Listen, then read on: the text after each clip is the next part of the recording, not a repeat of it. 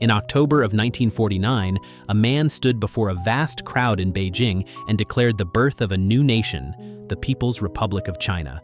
His name was Mao Zedong, and within a year of that moment, his government had swept away nearly all of the opposing nationalist forces, leaving them clinging to one final refuge, the island of Taiwan. But rewind just 4 years, to 1945, and this outcome looks almost impossible. Back then, Mao's communists controlled only a modest patch of territory. The nationalists held everything else, including every one of China's great industrial centers. They had money and weapons flowing in from the United States. They had the larger army. They had the larger population base to draw from. On paper, this wasn't a fair fight. It was a mismatch. Which raises the question this entire story hangs on. How on earth did the communists win, starting from such a crushing disadvantage? Why was Mao victorious in the Chinese Civil War? To answer that, we can't start in 1945. Because although we tend to think of the Chinese Civil War as something that erupted after World War II, the truth is it had been burning for decades, since the early 1920s, or, depending on how you count it, since about 5 seconds after the fall of the last imperial dynasty. For as long as anyone could remember, for millennia, China had been ruled by emperors. That unbroken chain snapped in 1911 when revolution swept the country. After a ceasefire, a powerful new prime minister named Yuan Shikai persuaded the young emperor to abdicate and took the presidency for himself. But being president, it turned out, wasn't quite enough. Yuan looked at his new office and had a thought. Ruling is fine, but wouldn't it be better in an emperor's robe? So in late 1915, he declared himself Emperor of China. This went down about as well as you'd expect. Within months, the country was in civil war again. Yuan abdicated in disgrace, and shortly afterward, he was dead. What followed was a decade in which China essentially stopped being a unified country at all. Warlords carved out their own territories, ruling through private armies and shifting cliques. Whichever faction happened to control Beijing was recognized by the international powers as the legitimate government of China. But let's be honest, it was all just a mess. Down in the south, a movement was gathering. The Nationalists, who wanted to restore the Republican Constitution of 1912, formed an alliance with a smaller, newer force, the Communists. Together, they marched against the ruling clique in the north. By 1927, this alliance stood on the very edge of victory, and that is precisely when the nationalist leader, Chiang Kai-shek, made a cold calculation. He didn't need the communists anymore. What followed was a violent purge. Every communist that Chiang's forces could reach was hunted down. The survivors fled into the countryside. The next year, Chiang overthrew the government entirely and installed himself as the head of a new nationalist Chinese state. He was now the most powerful man in China. But he had two enormous problems. The first sat right next door, an increasingly aggressive Japan, which in 1931 showed its true intentions by seizing Manchuria and placing it under the rule of China's last emperor, now reduced to a Japanese puppet. The second problem was the one Chiang himself had created, a communist insurgency scattered across the Chinese countryside, refusing to die.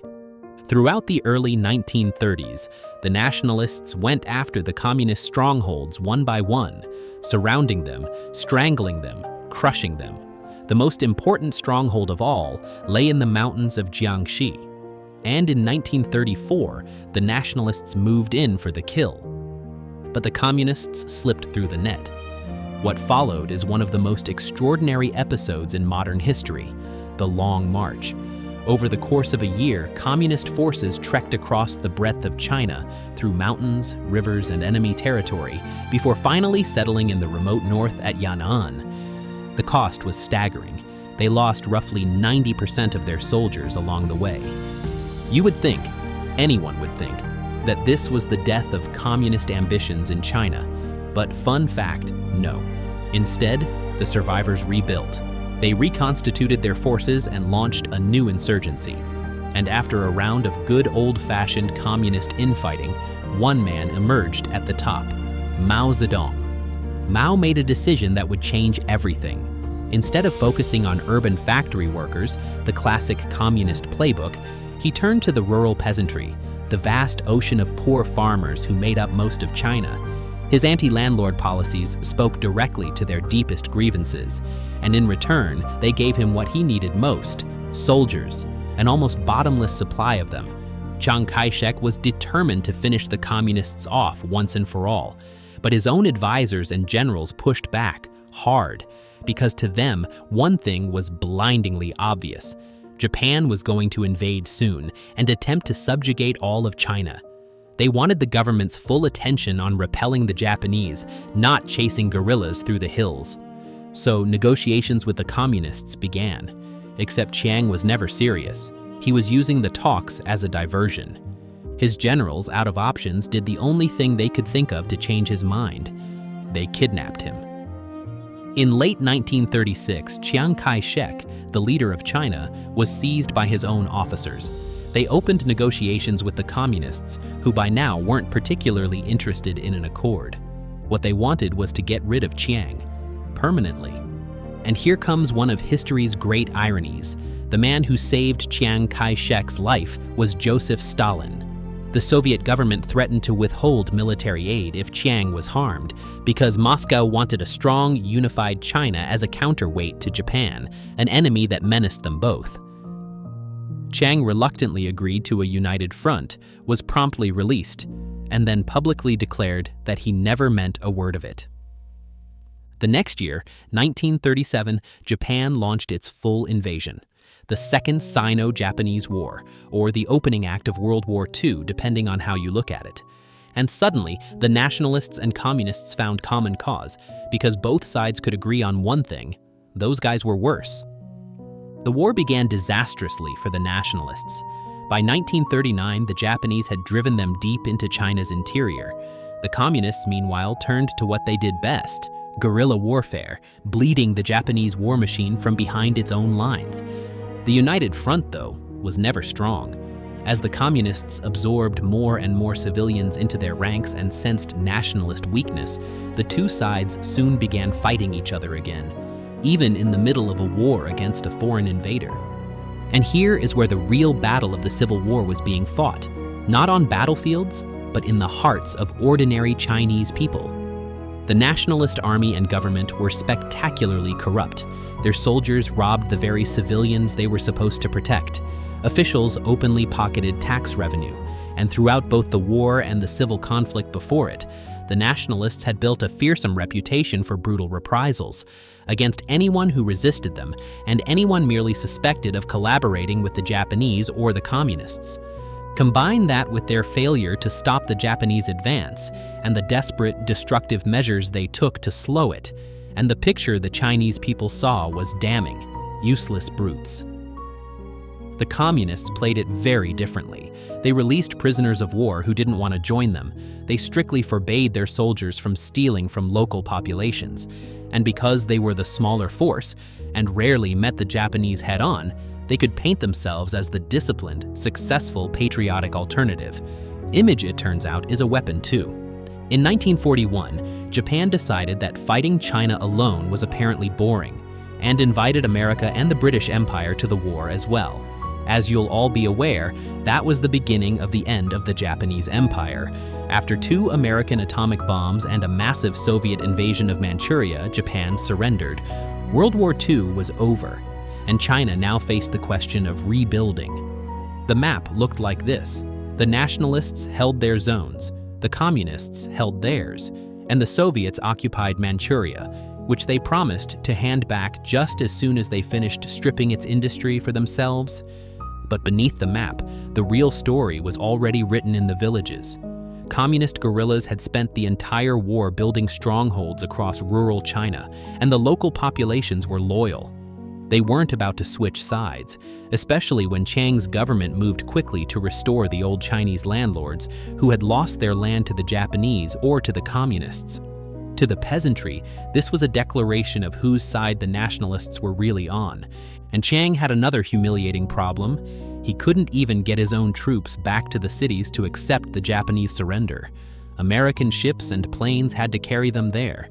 In some places, it took so long that surrendered Japanese soldiers were rushed to garrison Chinese cities to stop the increasingly popular communists from taking them first.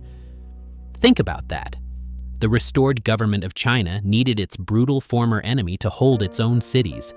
The damage to Chiang's legitimacy was devastating. Then the economy collapsed, the government couldn't pay its soldiers, and unpaid soldiers began defecting, straight to Mao. Mao was now more powerful than he had ever been, but the task ahead was still daunting. Then came a major boon. As the Soviet Union withdrew from Manchuria, it made sure to hand the captured Japanese weapons and equipment to the communists. And although Moscow had formally agreed to transfer Manchuria to Chiang's government, they quietly invited communist troops into the territory, helping them build strongholds in the countryside, while letting nationalist forces into the cities to technically honor the agreement. Briefly, Chiang and Mao pretended to negotiate a joint government. This was obviously never going to work, and civil war broke out again in earnest. The communists returned once more to guerrilla tactics, grinding the nationalist armies down. The Americans initially backed Chiang with substantial arms and money, but their enthusiasm began to fade.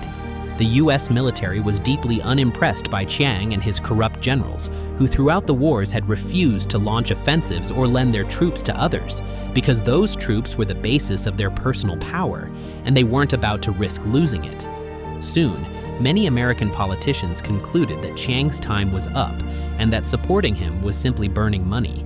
And when Chiang refused to allow democratic elections and then openly backed Harry Truman's opponent in the 1948 presidential election, Washington had seen enough. The United States turned its attention elsewhere and left the nationalists to their fate. The result surprised no one. Nationalist positions crumbled. Within a year, Chiang and his allies were fleeing south with no foreign savior in sight. Except, very briefly, there was one.